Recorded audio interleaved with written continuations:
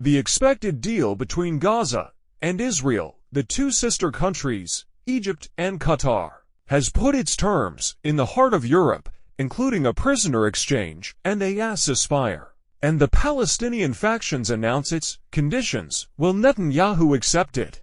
Exciting leaks and secrets revealed by Hebrew newspapers amid divisions and threats of resignation among the leaders of Tel Aviv. But Netanyahu is forced to accept the deal for this reason, and here we narrate it for you.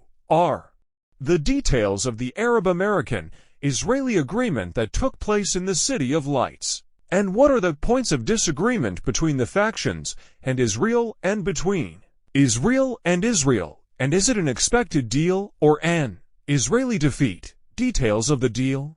A few days ago, Egypt, Qatar, and America sat with Israel at one table in the heart of Paris to reach a new exchange deal between the following Aviv and the Palestinian factions. Israel's seats at the Persian table were sat on by Mossad head Didi Barna, Shin Bet head Ronan Bar, and Reserve Major General Yeton Lon.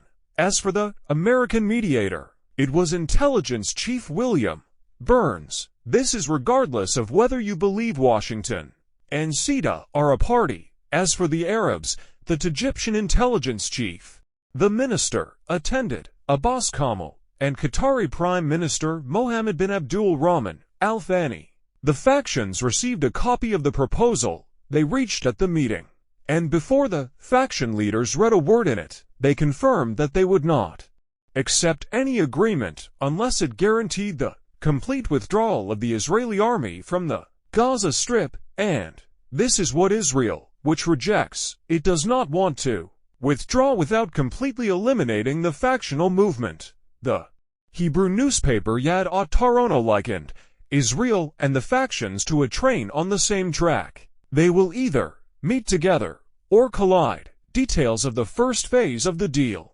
according to Israeli sources, includes a truce for a month and a half, the release of 35 Israelis, and in exchange for every Israeli you release, the factions, 100 to 200 Palestinian prisoners will be released, including those involved in the killing of Israelis and activists from the factions' Israel elite units, who participated in the October 7th attack, provided that women and children are released first and more. Humanitarian aid is allowed to enter Gaza with a truce and not a final ceasefire. Fire in the ranks does not include the term ceasefire and disarmament of the factions, but it does include mechanisms that lead to both purposes. Later, for every detainee who returns to Israel, there will be one truce day, in addition to 7 days to reach an understanding regarding the next batch. Following this stage, there will remain 100 Israeli prisoners in Gaza. This means that the truce may last for an additional 100 days. Israel and the Palestinian factions initially agreed to the agreement, thanks to Egyptian, Turkish, and American pressure. The expected objections from both parties were overcome, or at least postponed, during the truce period, which opens the door to further negotiations and the search for permanent solutions by many leaders. Israel did not like the deal, as it was responsible for this number of detainees, and Finance Minister Bezalel Smotrich considered the deal a victory for the factions and a means to achieve their goals instead of achieving the goals of Tel Aviv. As for Ben-Gvir, he said that this deal will supply the factions with oxygen, strengthen their ranks, and make them rebuild themselves. They believe that this truce will cause Israel to lose the momentum of fighting, and international movements will lead to stopping the war and will deprive Israel of its dreams of resettlement in Gaza. In addition to the return of the Palestinian Authority to Gaza, or a transitional government that will take over the security issue, which means controlling internal weapons. The deal will also keep a number of prisoners in Gaza, which are cards of power in the hands of the factions. Observers believe that Israeli Prime Minister Benjamin Netanyahu will accept the deal, despite the risks it entails to preserve his government. However, The challenge lies in the approval of the Council of Ministers and the War Council. Abu Yair was quoted as saying to the families of detainees in Gaza that he would agree to the agreement on the condition that this would not be an end to the war. And when it was rejected, negotiations will continue to make the temporary ceasefire permanent. And there are indications that the United States and other Western and Arab parties are preparing to build on this agreement, including the announcement by the U.S. and British foreign ministries of their readiness to establish a Palestinian state, and U.S. President Joe Biden imposing a package of sanctions against Israelis who committed acts of violence in the West Bank. Acknowledged in the media that settler violence in the West Bank has reached an unbearable proportion and constitutes a serious threat to national security. In addition, there have been reports of understandings reached between the Egyptian and Israeli armies to resolve the dispute over their Philadelphia axis, which reduces tension between the two countries and prepares the atmosphere for a new, different phase in the Gaza Strip and the delivery of relief aid to the population.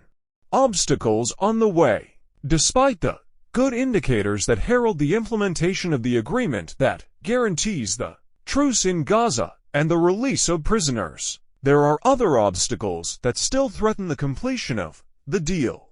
The first part of the deal is humanitarian, which includes the factions secretly releasing 35 detainees of the sick and the elderly. But the faction leaders say that the agreement does not include any guarantees to prevent Israel from continuing to fight after the release of the Israeli prisoners. Controversy also still exists regarding the arrangements for the release of the 35 detainees in the first phase and whether one prisoner will be released daily or not, 7 on a specific day of each week, as well as how and where they will be released. As for the other obstacles that the Israeli Broadcasting Authority talked about, they could appear during the days that follow the 35-day period in which the detainees will be released.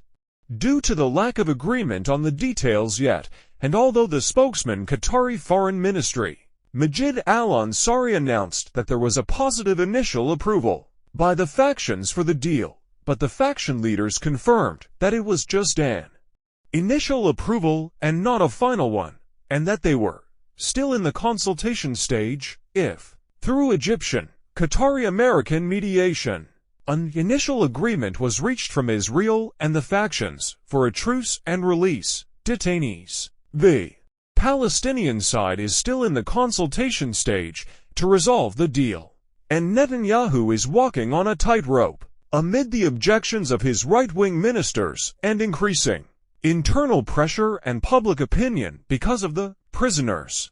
This is what we know so far about the expected deal between Israel and the Palestinian factions. In your opinion, who wins and who loses from this deal?